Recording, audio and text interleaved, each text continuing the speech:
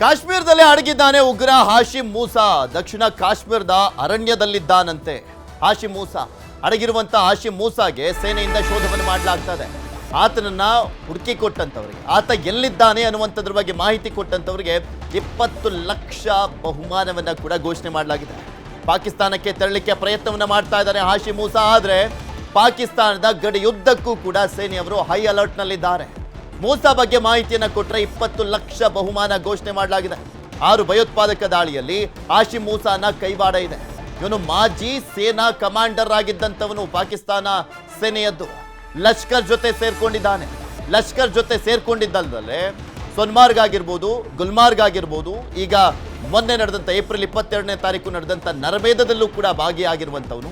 So ಯಾವುದೇ ಕಾರಣಕ್ಕೂ ಈತ ತಪ್ಪಿಸ್ಕೊಳ್ಬಾರ್ದು. ಹೇಗಾದ್ರೂ ಮಾಡಿ ಈತನನ್ನ ಹಿಡಿಲೇಬೇಕು ಅಂತ ಪಣ ತೊಟ್ಟಿರುವಂತ ಸೇನೆ ಈತನನ್ನ ಹುಡುಕಿ ಕೊಟ್ಟವರಿಗೆ 20 ಲಕ್ಷ ಬಹುಮಾನವನ್ನ ಕೊಡಲಾಗಿದೆ. ಈತನ ಬಗ್ಗೆ ಮಾಹಿತಿ ಕೊಟ್ಟರು ಸಾಕು. ಇನ್ನು ಒಂದ್ ಕಡೆ ಆತ ಪಾಕಿಸ್ತಾನಕ್ಕೆ ಎಸ್ಕೇಪ್ ಆಗ್ಲಿಕ್ಕೆ ಪ್ರಯತ್ನ ಪಡ್ತಾ ಇದ್ದಾನೆ. ಅದು ಸಾಧ್ಯ ಇಲ್ಲದ ಮಾತು. ಕಾಶ್ಮೀರದಲ್ಲಿ ನಡೆದಂತ 6 ಭಯೋತ್ಪಾದಕ ದಾಳಿಗಳಲ್ಲಿ ಭಾಗಿಯಾಗಿದ್ದಾನೆ. ಗಂಡರ್ಬಲ್, ಗಗನ್ಗೀರ್ ದಾಳಿಯಲ್ಲಿ ಮೂಸಾ ಭಾಗಿಯಾಗಿದ್ದಾನೆ. ಬಾರ್ಮುಲ್ಲಾದಲ್ಲಿ ನಡೆದಂತ ದಾಳಿಯಲ್ಲೂ ಕೂಡ ಮೂಸಾ ಭಾಗಿಯಾಗಿದ್ದಾನಂತೆ. ಎಲ್ಲ ಆಯಾಮಗಳಲ್ಲಿ ತನಿಖೆಯನ್ನ ಮಾಡ್ತಾ ಇರುವಂಥದ್ದು NIA ಟೀಮ್. ದಕ್ಷಿಣ ಕಾಶ್ಮೀರದಲ್ಲಿ ಈತ ಇದ್ದಾನೆ ಅನ್ನುವಂಥದ್ರ ಬಗ್ಗೆ ಮಾಹಿತಿ ಸಿಕ್ಕಿದೆ. ಯಾಕೆಂದ್ರೆ ಆ ಒಂದು ಅಟ್ಯಾಕ್ ಆದ ಬಳಿಕ ತುಂಬಾ ದೂರ ಹೋಗ್ಲಿಕ್ಕೆ ಆಗೋದಿಲ್ಲ. ಎಲ್ಲೇ ಹೋದ್ರೂ ಕೂಡ ಆ ಸುತ್ತಮುತ್ತ ಜಾಗದಲ್ಲೇ ಇರುವಂಥದ್ರ ಬಗ್ಗೆ ಗೊತ್ತಿದೆ ಸೇನೆಗೆ. ಸೊ ಹೀಗಾಗಿ ಬುಡ ಅಲ್ಲಾಡಿಸ್ತಾ ಇದ್ದಾರೆ, ಕಾಡು ಮೇಡುಗಳಲ್ಲಿ ಸುತ್ತುತ್ತಾ ಇದ್ದಾರೆ ಸೇನೆಯವರು. ಆತನನ್ನ ಹಿಡಿಲೇಬೇಕು ಅನ್ನುವಂಥ ನಿಟ್ಟಿನಲ್ಲಿ ಸಿಕ್ಕಾಕೊಂಡ್ರೆ ಮುಗೀತು. ಆತನ ಹಣೆಗೆ ಗುಂಡೊಡೆದು ಬಿಟ್ಟು ಮರದ ಮೇಲೆ ನೇತಾಕ್ಬೇಕು, ಜನಕ್ಕೆ ಗೊತ್ತಾಗಬೇಕು ಅನ್ನುವಂಥದ್ರ ಬಗ್ಗೆನೂ ಕೂಡ ಸಾಕಷ್ಟು ಆಗ್ರಹಗಳು ಕೇಳಿ ಬರ್ತಾ ಇದ್ದಾವೆ. ಇನ್ನು ಪಹಲ್ಗಾಮ್ ದಾಳಿಕೋರರಿಗೆ ಸೇನೆ ಶೋಧವನ್ನು ಮಾಡ್ತಾ ಇದೆ. ಅಡಗಿರುವಂತ ಉಗ್ರರ ಬೆನ್ನು ಬಿದ್ದಿರುವಂತದ್ದು ಯೋಧರು. ಬಂಡೀಪೋರದಲ್ಲಿ 3 ಉಗ್ರರ ಸಹಚರರನ್ನ ಬಂಧನ ಮಾಡಲಾಗಿದೆ. 3 ಉಗ್ರರ ಸಹಚರರು, ಇವರು ಕೂಡ ಉಗ್ರರೇ, ಒಂಥರ ಸಹಚರರು, ಸಪೋರ್ಟ್ ಮಾಡಿದಂಥವರು ಕೂಡ ಉಗ್ರರೇ. ಅಂತ ಮನಸ್ಥಿತಿಯವರು. ಅವ್ರ ಕೈಲಿ ಬಂದೂಕಿದೆ, ಇವ್ರ ಹತ್ರ ಬಂದೂಕಿಲ್ಲ ಅಷ್ಟೇ. ಅಂತ ಮನಸ್ಥಿತಿಯವರು. ಈವರೆಗೂ 2,000ಕ್ಕೂ ಹೆಚ್ಚು ಮಂದಿಯ ವಿಚಾರಣೆಯನ್ನು ಮಾಡಿದೆ ಸೇನೆ. 2,000ಕ್ಕೂ ಹೆಚ್ಚು ಜನರ ವಿಚಾರಣೆಯನ್ನು ಮಾಡಲಾಗಿದೆ. ಯಾರ್ದೆಲ್ಲ ಅನುಮಾನ ಬಂದಿದೆ, ಯಾರ್ಯಾರ್ದೆಲ್ಲ ಕಾಂಟ್ಯಾಕ್ಟ್ ಇದೆ ಅನ್ನುವಂಥದ್ದು ಗೊತ್ತಾಗ್ತಾ ಇದೆ. ಅವರೆಲ್ಲರ ವಿಚಾರಣೆ ಮಾಡಲಾಗ್ತಾ ಇದೆ. 200ಕ್ಕೂ ಹೆಚ್ಚು ಮಂದಿಯಲ್ಲಿ 15 ಮಂದಿಯ ತೀವ್ರ ವಿಚಾರಣೆಯನ್ನು ಮಾಡಲಾಗಿರುವಂಥದ್ದು. ಬಿಕಾಸ್ ಈ ಒಂದು ನರಮೇಧ ನಡಿಲಿಕ್ಕೆ ಯಾವನೋ ಬಂದು ಸುಮ್ಮನೆ ದಾಳಿ ಮಾಡಿ ಹೋಗ್ಲಿಕ್ಕೆ ಸಾಧ್ಯ ಇಲ್ಲ. ನಾನು ಹೇಳ್ತಾ ಇದ್ನಲ್ಲ, ಮಾವನ ಮನೆಗೆ ಬಂದಂಗೆ ಹೋಗೋಕ್ಕಾಗೋದಿಲ್ಲ.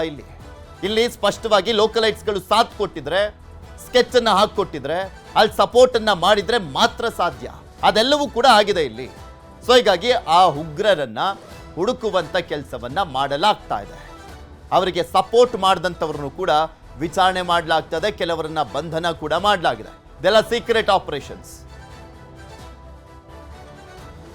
ಇನ್ನು ಪಹಲ್ಗಾಮ್ ದಾಳಿಯ ಪ್ರತೀಕಾರಕ್ಕೆ ಭಾರತ ಸಿದ್ಧವಾಗಿದೆ. ಭಾರತ 24ರಿಂದ 36 ಗಂಟೆಯ ಒಳಗಡೆ ದಾಳಿಯನ್ನ ಮಾಡಬಹುದು ಅಂತ ಪಾಕ್ನ ಸಚಿವ ಅತಾವುಲ್ಲಾ ತರಾರ್ ಹೇಳಿದ್ದಾನೆ.